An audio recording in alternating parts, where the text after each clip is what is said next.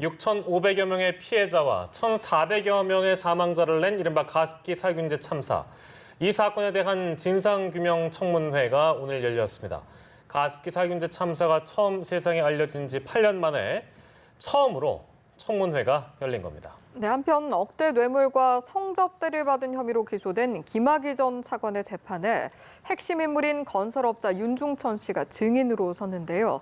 재수사 이후 첫 법정 대면이어서 관심이 쏠렸습니다. 자세한 내용 김성수 변호사와 함께 짚어보도록 하겠습니다. 어서 오십시오. 안녕하세요. 예, 오늘부터 내일까지 이틀 동안 이 청문회가 진행이 될 텐데 2011년에 이 일이 있었습니다. 근데 이제 오늘 어떠한 역사가 있어서 열리게 되는 건지 그 내용부터 저희가 좀 짚어보도록 하겠습니다.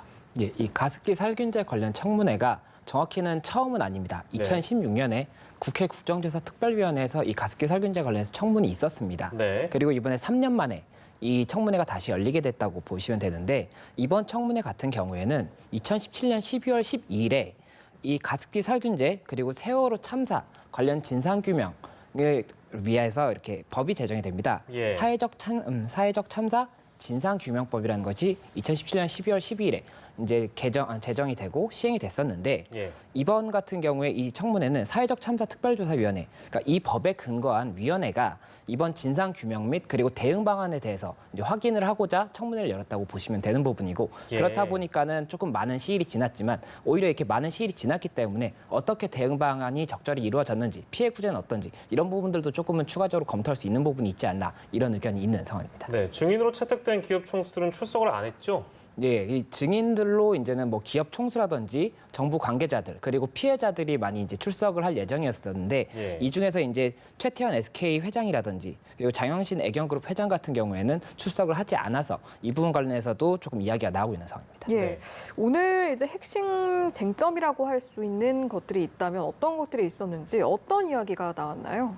일단은 진상 규명 관련해서 뭐 굉장히 여러 가지 조사가 있었고 형사처벌도 많이 이루어졌지 않습니까? 그런데 그럼에도 불구하고 뭐 최근에도 증거인멸 뭐 이런 소지가 있었던 부분이 나타나는 등 이런 부분 관련해서 계속 이제 좀 사실관계 확인 부분이 있었고 예. 이 과정에서 이 SK 케미칼과 애경산업이 2017년 10월 그리고 11월에 회의를 하는 과정에서 이 가습기 살균제 법 개정안을 지연할 수 있도록 그런 방법을 논의를 했던 그런 회의록도 공개가 되면서 예. 여러 가지 또 쟁점이 이슈가 되고 있는 상황입니다. 혹시 그 밖에 또 새롭게 나온 내용들은 없었나요?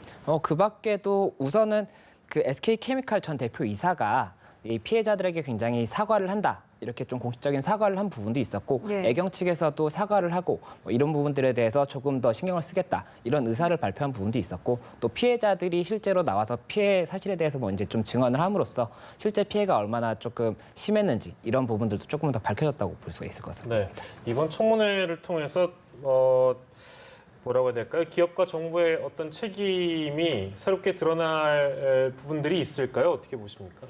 우선은 뭐 여러 가지 자료들이 나왔고 그리고 또 새로 자료들이 지금 제시가 되고 있는 것으로 보이기 때문에 네. 어느 정도는 또 새로운 좀 쟁점의 단초가 될 수 있는 부분이 나올 수는 있을 것으로 보입니다. 네. 다만 이게 이 이틀 동안의 청문회에서 뭔가 사실관계가 다 확정될 수는 없는 부분이기 때문에 네. 단초가 나온다고 하더라도 이에 관해서 뭐 진상 조사라든지 또 아니면 형사 고발 등을 통해서 이제 좀 사실관계가 확인이 되어야 되는 부분이 있기 때문에 이 부분 조금 더 지켜봐야 될 것으로 보입니다. 예. 자, 그리고 SK하고 만약에 애경이 입을 맞춘 정황이 뭐 오늘부터 이틀간 드러나게 된다 하면 어떤 혐의를 받게 됩니까? 그것도 궁금하네요.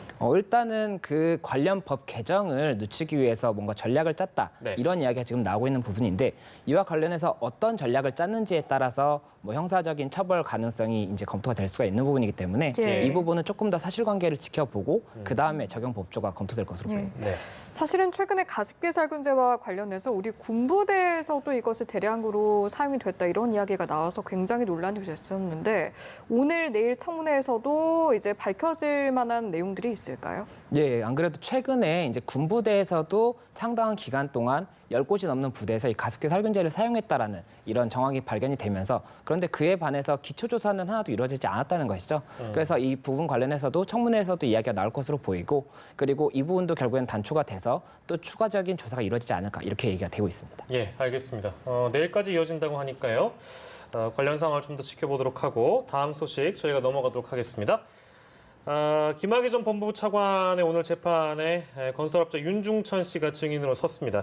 두 사람이 처음으로 마주하는 자리라면서요? 예, 맞습니다. 이 김학의 전 차관 같은 경우에 윤중천 씨가 가장 많은 뇌물을 공유한 자이고 예. 성접대 관련 의혹도 이 관계자이기 때문에 가장 중요한 증인이라고 볼 수가 있는데 예. 오늘 첫 대면을 했다고 볼 수가 있습니다. 공식적인 자리에서는. 예. 왜냐하면 2013년, 2014년 당시에 검찰 조사에서는 이 당사자 간의 말이 맞지 않으면 대질 조사를 해야 되는데 대질 예. 조사를 한 사실이 없다고 알려져 있고 그리고 이번 조사에서도 이 김학의 전 차관이 대질 조사에 대해서 굉장히 좀 강하게 거부를 해서 예. 대질 조사가 이루어지지 않았다 보니까는 이번 법원에서 이렇게 두 사람이 대면하는 것이 첫 대면이다 이런 이야기가 나오고 있는 상황입니다. 네, 비공개로 진행이 됐다면서요? 뭐 특별한 이유가 있어서 그렇습니까?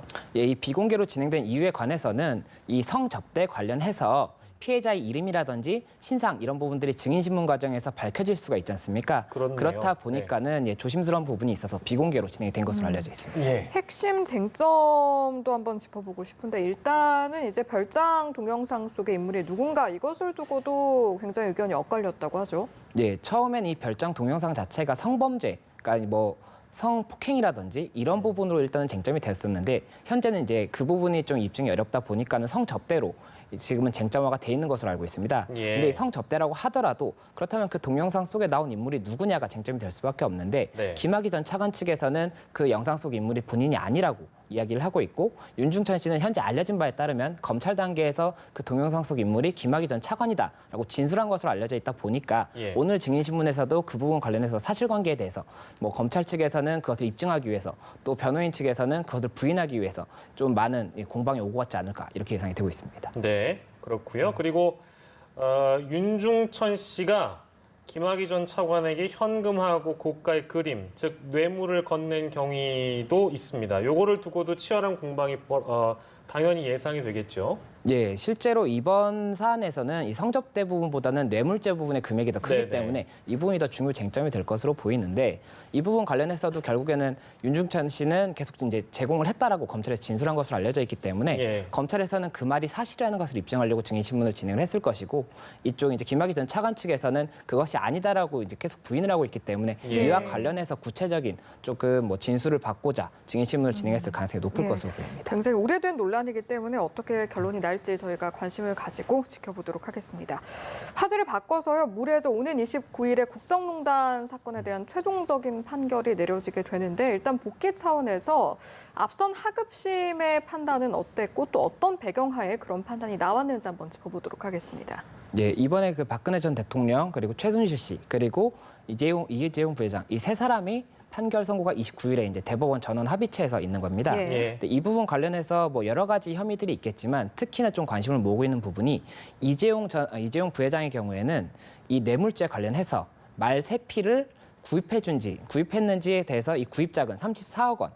이 부분이 뇌물이냐 여부가 이제 좀 쟁점이 됐었는데 예. 이재용 부회장의 사건에서는 이 부분이 무죄로 판단이 됩니다. 뇌물이 아니었다. 왜냐하면 구입을 해준 것이 아니라 소유권은 삼성에 있었다라고 보기 때문에 예. 이 부분이 무죄가 되는데 예. 이에 반대로 박근혜 전 대통령과 최순실 씨 이 사건에서는 이 부분도 뇌물로 인정이 됩니다. 예. 그러다 보니까는 이재용 부회장의 경우에는 뇌물 액수가 36억 원인데 박근혜 전 대통령 최순실 씨 사건에서는 뇌물 금액이 87억 원이 되는 거거든요. 그러니까 말 구입에 대한 비용을 포함시키느냐 포함시키지 않느냐에 따라서 이게 달라진다는 말씀이시죠? 예, 맞습니다. 이 금액이 네. 굉장히 차이가 날 수밖에 없고 예. 그리고 이런 금액이 상향됨에 따라서 박근혜 전 대통령 같은 경우에는 1심에서는 징역 24년이었는데 예. 징역 25년으로 1년이 상향되게 됩니다. 예. 그리고 이재용 부회장 같은 경우에는 1심에서는 징역 5년의 실형 선고가 됐었는데 항소심에서는 징역 2년 6개월에 집행유예 4년이 나오면서 이제 석방이 됐었거든요. 예, 예. 그렇다 보니까는 이번에는 이 동일한 사실관계에 대해서 대법원에서 어떻게 판단하냐에 따라서 두 사람의 이제 조금 형량이라든지 특히나 뭐 이재용 부회장의 경우에는 집행유예가 취소될 수도 있는 부분이기 때문에 예. 어떻게 될지 좀 많은 관심을 받고 있는 상황입니다. 네, 결국엔 다시 이제 반복하자면 이 말 세 마리, 그러니까 삼성 측이 최순실 씨의 딸 정유라 씨에게 준 이 말 세 마리 값을 뇌물로 보느냐 아니냐 이것이 쟁점이 될 것 같다 정도로 저희가 정리를 해보고 결론을 저희가 좀 전망을 해보면 대부분이 이제 어느 쪽 손을 들어주냐에 따라서 이재용 부회장의 운명이 많이 달라집니다. 일단 어떻게 전망하시는지요? 우선은 지금 이재용 부회장이 항소심에서 인정된 유죄 부분은 36억 원의 뇌물죄입니다. 네네. 그리고 이 뇌물죄는 회사의 돈을 임의로 사용한 것이 되기 때문에 횡령죄도 됩니다. 예.